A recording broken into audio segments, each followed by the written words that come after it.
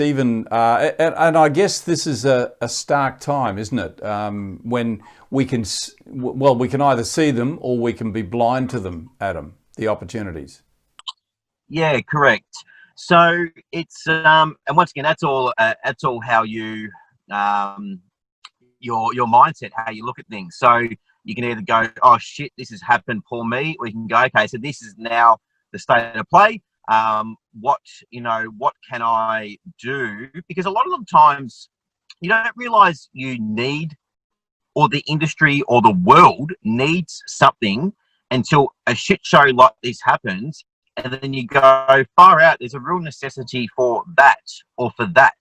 So sometimes through adversity, if you actually stop and look at the cracks and go, well, hang on a second, there's an opportunity there, there's an opportunity there, and if you then act on it, because, identifying opportunities through challenges is one thing, but then secondly, you need to then act on those, those thought processes to bring them to realization.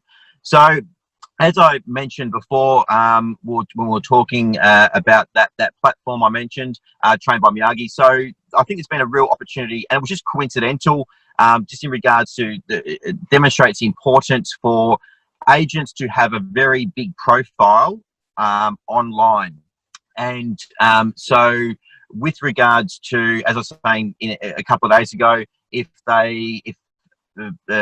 other agency principals in other states are thinking this may happen in our state, making sure that their salespeople have a good online profile, are whether they're competent at doing video or not, just start to move into that space. From a listing presentation point of view, we can't do listing presentations the same way that we were doing 6 months ago. So we can't go into a house and sit down and discuss the 4 different marketing methods and then lead to a recent case study that happened 2 weeks ago. And then, say we had 65 buyers coming through and open for inspection, and we had multiple offers, and here's copies of the contracts. We can't do that.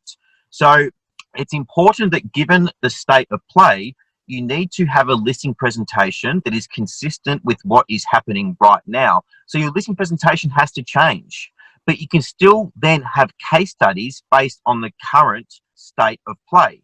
So as I mentioned when we were talking, at the moment, our angle or our listing presentation is geared around being ahead of the market at the end of the lockdown. So getting authority signed now, with the proviso that we want to get our properties to the market sooner than everybody else. So within that sort of 3 to 5 day window post lockdown, so that they're hitting the market and we're not competing with the rest of the marketplace. So that there is an intelligent strategy.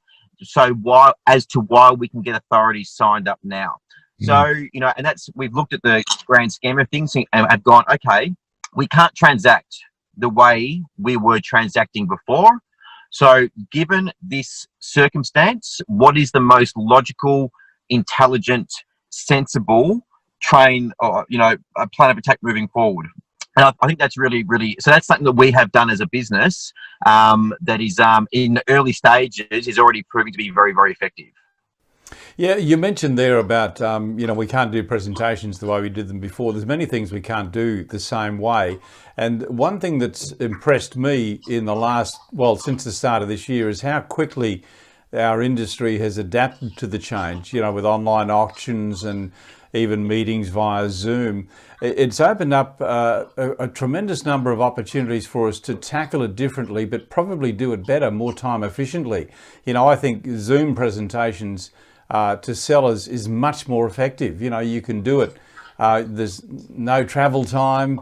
You've got the ability to be in a much more controlled environment. So there are a lot of pluses to come out of this, Adam, as well.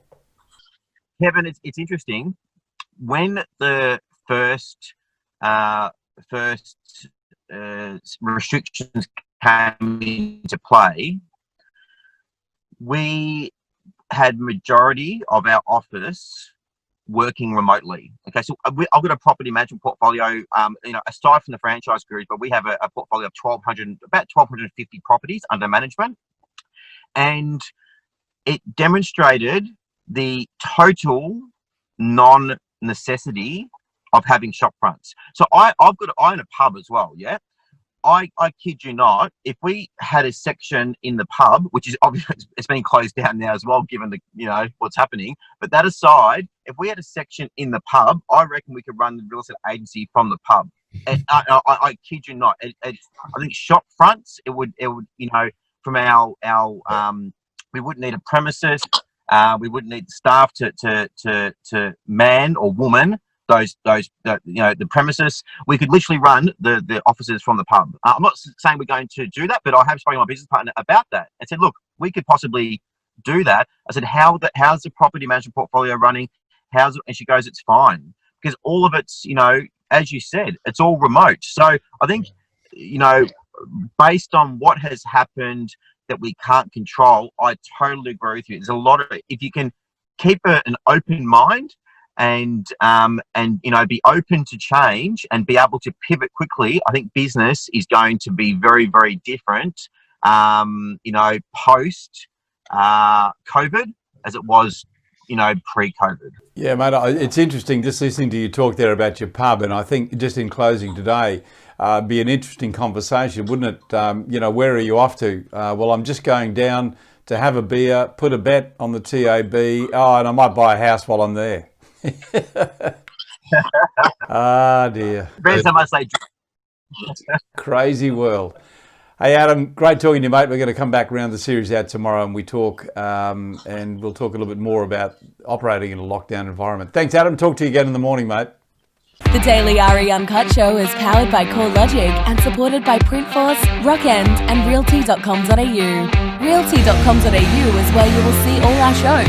Real Estate Talk, The Property Show, Auction Update, and of course RE Uncut. We are the home of property.